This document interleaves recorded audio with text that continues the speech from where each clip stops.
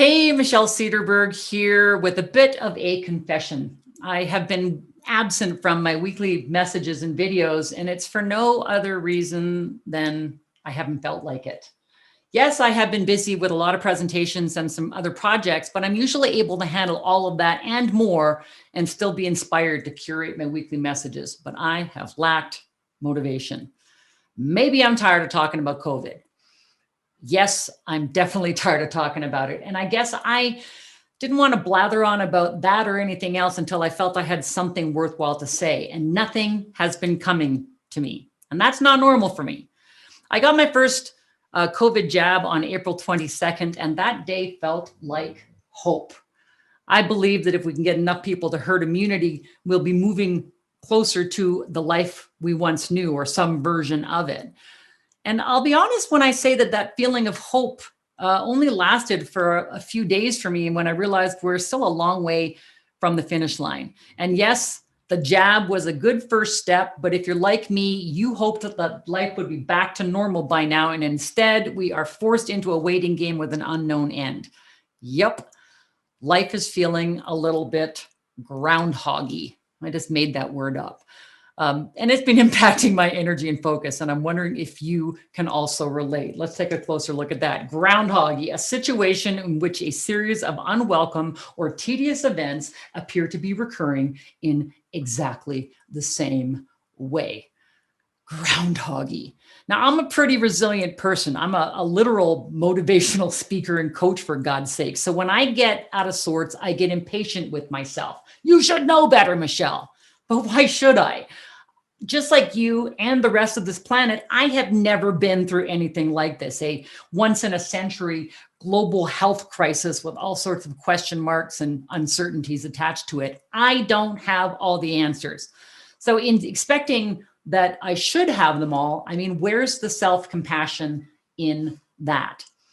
It's okay to have bad days. Right now, there's a lot of shit to process and a lot of feels to feel and a whole bunch of unknowns.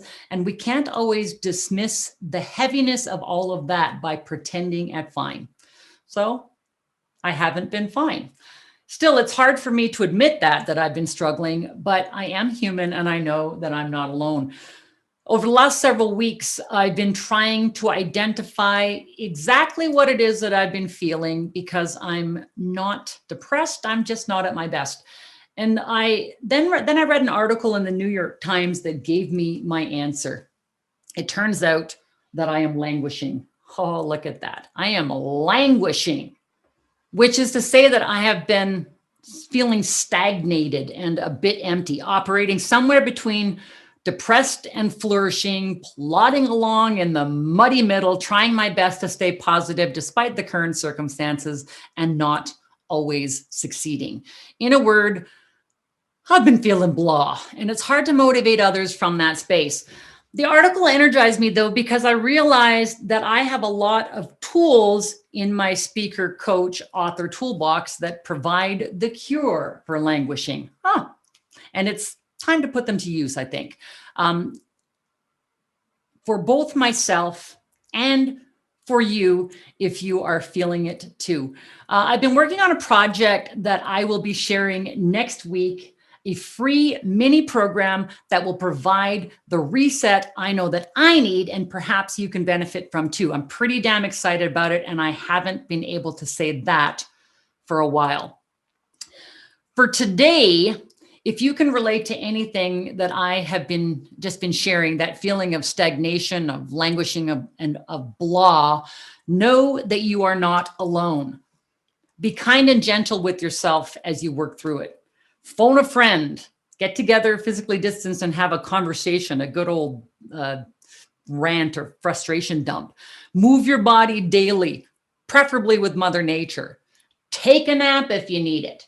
Do something spontaneous and make sure it's fun, and do something you're good at.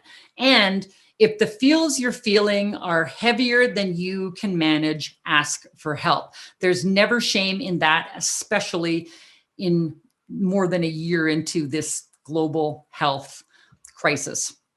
Then make sure that you open next week's message and follow me on Instagram or your favorite social channel below So, because that's where I'll be sharing some of my help, the program that I've created.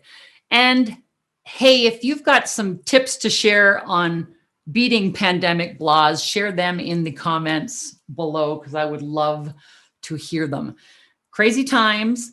I'm excited about what I'm about to share with you next week. I don't want you to miss out on it. Remember, it's going to be a free mini program. Details coming soon. Languishing is perfectly normal right now, but there is a cure for it. It's coming up next week. So until next time, I'm Michelle Cederberg, humbly reminding you, we've got one chance to do this life. I say, dare to live it big. And at the same time, dare to be okay with small steps when your head and heart need a rest.